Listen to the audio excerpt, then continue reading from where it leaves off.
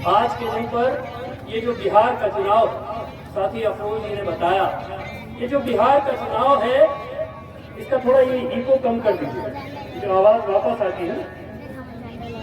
ये जो बिहार का चुनाव है, ये बिहार में तो एक बहुत महत्वपूर्ण चुनाव है।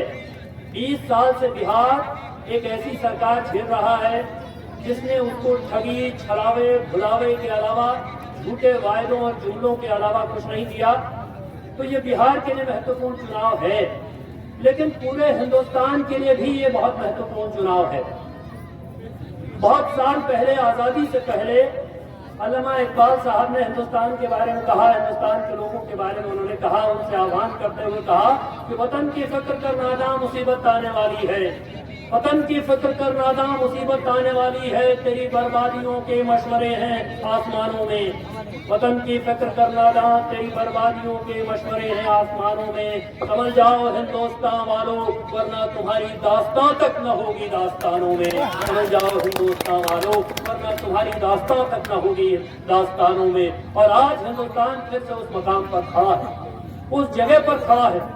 हमने अंग्रेजों से लड़ करके सिर्फ देश आजाद नहीं कराया, हमने अंग्रेजों से लड़ करके इस देश में लोकतंत्र हासिल किया, इस देश में जमहूरियत हासिल की, इस देश में संविधान हासिल किया, इस देश में आइन हासिल किया। आज के दिन पर वो संविधान, वो आइन, वो लोकतंत्र, वो जमहूरियत सब दांव पर लगी हुई है, सब निशाने पर है। जो जो ताकतें उसके खिलाफ खड़ी हैं, वो इस मुल्क की सत्ता पर काबिज हैं और यहाँ इस बिहार में सत्ता पर अपना वास्तविक कब्जा पाना चाहती है। मैं आपसे कहना चाहता हूँ, यहाँ जो उनके उम्मीदवार हैं, हमारे साथियों ने जिक्र किया कि तमाम हेलीकॉप्टर आया करके चले गए हैं, तमाम हेलीकॉप्टर आ रहे हैं। देश का गृह मंत्री गली गली घूम करके प्रचार कर रहा है, उत्तर प्रदेश के मुख्यमंत्री आ रहे हैं, प्रधानमंत्री आ रहे हैं, बिहार के मुख्यमंत्री भी आ रहे हैं। तो यहाँ जो उनके उम्मीदवार हैं, वो उम्मीदवार असल में उस गठबंधन की असली शक्ल सूरत है। वहां निशान कुछ भी हो, लेकिन सारे साल भर, 5 साल भर वो किसका झंडा लेकर के घूमते हैं। आज वो तीर पर भले चुनाव लड़ रहे हैं, लेकिन 5 साल वो भारतीय जनता पार्टी का झंडा लेकर के घूमते हैं। उनके घर पर भारतीय जनता पार्टी का झंडा लगा हुआ है और यही उस गठबंधन की हकीकत है। उस गठबंधन में भी यही होने वाला है। चुनाव खत्म होगा तो बिहार में नीतीश कुमार का वो हश्र होगा जो महाराष्ट्र में एकनाथ शिंदे का हुआ। एकनाथ शिंदे चुनाव से पहले मुख्यमंत्री थे, वहां भी भाजपा वालों ने कहा चुनाव एकनाथ शिंदे के नेतृत्व में लड़ा जाएगा। यहां भी भाजपा वाले कह रहे हैं चुनाव नीतीश कुमार के नेतृत्व में लड़ा जाएगा। चुनाव के बाद एकनाथ शिंदे आजकल उप मुख्यमंत्री हैं, मुख्यमंत्री से नीचे उतर करके नीतीश कुमार उप मुख्यमंत्री भी नहीं होंगे। उनकी पार्टी पर भारतीय जनता पार्टी का कब्जा हो जाएगा और आपके यहाँ जो उनके उम्मीदवार हैं वो आसानी से उस खेमे में चले जाएंगे। यहाँ प्रत्याशियों की अदला बदली है, प्रत्याशी अदल बदल हो रहे हैं। साथियों ने जिक्र किया इस बात का कि कल तक जो तीर वाले थे वो आज निर्दल हैं, कल तक जो निर्दल थे वो आजकल तीर वाले हैं। केवल एक ही आदमी है जिसका निशान नहीं बदलता, जिसका झंडा नहीं बदलता, जिसकी प्रतिबद्धता नहीं बदलती, और वो आदमी है कॉमरेड वीरेंद्र प्रसाद गुप्ता। मजदूरों के पक्ष में, मेहनत कशों के पक्ष में, गरीबों के पक्ष में, अकलियतों के पक्ष में पूरी ताकत के साथ खड़े रहते हैं। इसलिए हम आपसे निवेदन करना चाहते हैं, आपका ये आह्वान करना चाहते हैं कि ये जो बदलाव का समय बिहार में है, क्योंकि इस बिहार को जिस तरह से पूरे मुल्क में बिहार को एक तरह से गरीबी का टापू बना दिया गया है, उस गरीबी के टापू पर, उस गरीबी का समंदर में उसको तब्दील कर दिया गया है। और गरीबी का यह समंदर है, उसमें कुछ अमीरी के टापू है। प्रधानमंत्री यहाँ आते हैं, लोग उनसे कहते हैं कि भाई रोजगार चाहिए, नौजवानों ने कहा रोजगार चाहिए। आज बिहार का सबसे बड़ा सवाल है कि बेरोजगार नौजवानों को रोजगार मिलना चाहिए। और प्रधानमंत्री क्या बताते हैं रोजगार का जवाब? वो कहते हैं रील बनाओ, डेटा बड़ा सस्ता है। रील बना करके नौजवानों का काम चलेगा, क्योंकि प्रधानमंत्री को बिहार के नौजवानों के रोजगार से लेना देना नहीं है, उनको अपने मित्र अडानी और अंबानी के रोजगार से लेना देना है। जब वो रील बनाओ कहते हैं, इसका मतलब है कि अंबानी का डेटा खरीदो, अंबानी का जियो का दुकान चलती रहनी चाहिए। जब वो रील बनाओ कहते हैं, लोग रोजगार मांगते हैं, तो उनको याद आता है कि उनका एक दोस्त है जिसने उनको सत्ता तक पहुंचाया है। लोग किसानों के लिए जमीन मांगते हैं, भूमिहीनों के लिए जमीन मांगते हैं। इंडिया गठबंधन कह रहा है कि भाई 5 डिसमिल 3 डिसमिल जमीन गरीबों को मिलेगी पक्का मकान बनाने के लिए।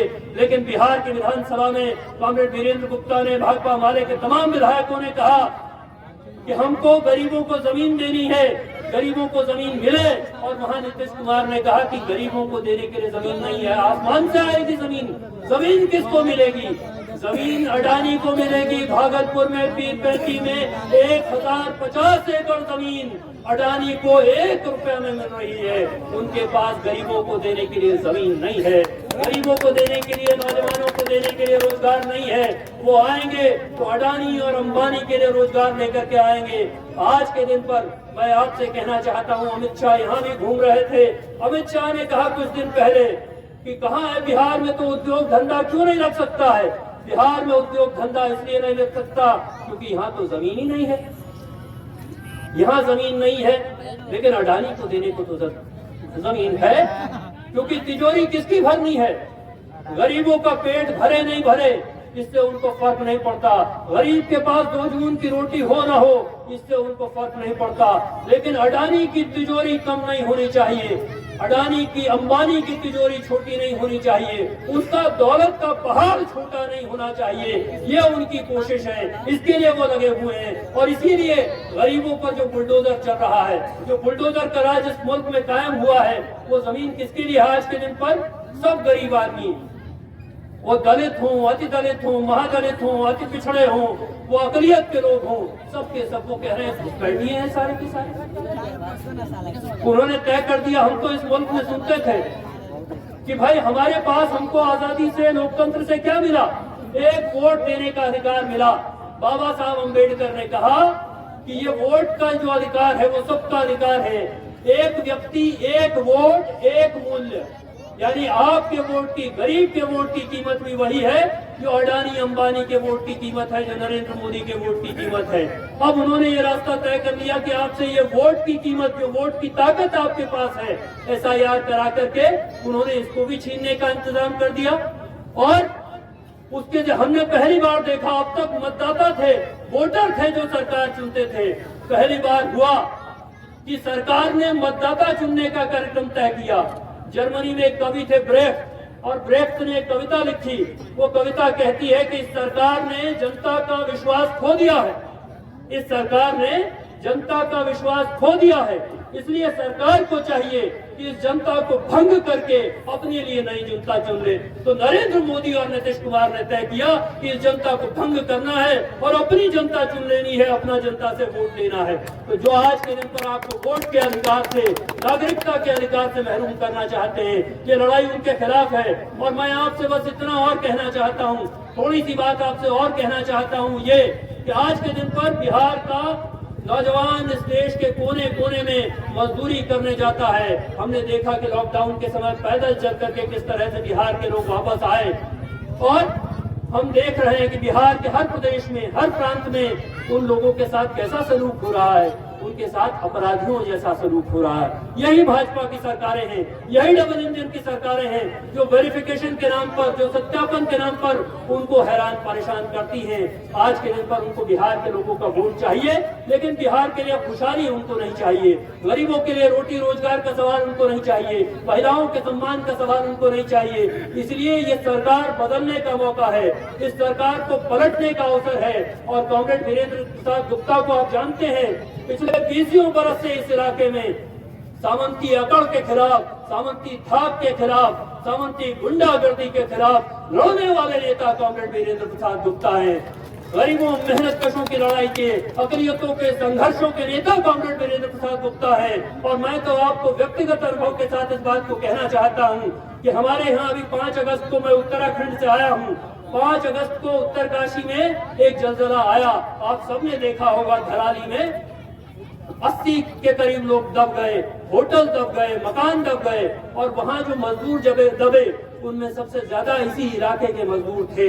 और जैसे ही वो घटना हुई, सबसे पहला फोन कॉमरेड वीरेंद्र प्रसाद गुप्ता ने मुझको किया कि हमारे यहाँ के मजदूर हैं, वहां दबे हुए हैं, उनका ख्याल करो, उनका पता लगाओ, वो कहाँ हैं। बहुत सारे ऐसे मजदूरों के बारे में मुझसे फोन करके इन्होंने दरियाफ्त किया जो दूसरी जगह थे, उन्होंने कहा पता लगाओ। तो जो आदमी आपकी चिंता सिर्फ इस प्रदेश के भीतर, सिर्फ इस विधानसभा के भीतर, इस प्रदेश की विधानसभा में नहीं करता है, बल्कि इस प्रदेश के बाहर आप किसी कोने में रह रहे हो, वो आदमी आपकी चिंता करता है, उसको आपका वोट मिलना चाहिए, उसको आपके वोट का अधिकार, वो आपके वोट का सच्चा अधिकारी है, वो आपका सच्चा प्रतिनिधि है।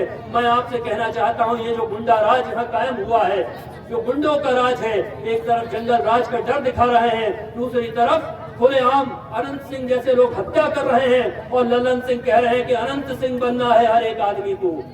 जंगल राज से मुक्ति का उनका फॉर्मूला है कि हर आदमी को अनंत सिंह बनना है। वो कह रहे हैं कि गरीबों को घर से बाहर नहीं निकलने देना है वोट देने के लिए। तो मैं आपसे कहना चाहता हूं कि इस गुंडाई का जवाब आपके वोट की ताकत है।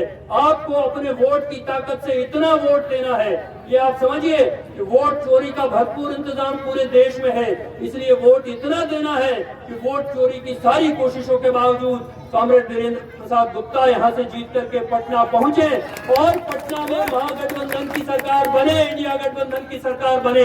तो इस अपील के साथ, इस निवेदन के साथ कि 11 तारीख को जब आप वोट देने जाएंगे तो कॉमरेड वीरेंद्र प्रसाद गुप्ता के चुनाव निशान 3 तारे वाले झंडे पर जो ईवीएम पर दूसरे नंबर पर है उसका बटन दबाएंगे। जन संघर्षों की आवाज, गरीबों, मजदूरों, किसानों, अकलियतों, दलितों, महादलितों, अति पिछड़ों की आवाज को विधानसभा में पहुंचाएंगे। इस उम्मीद के साथ आप सभी का बहुत बहुत धन्यवाद। इनकलाब जिंदाबाद।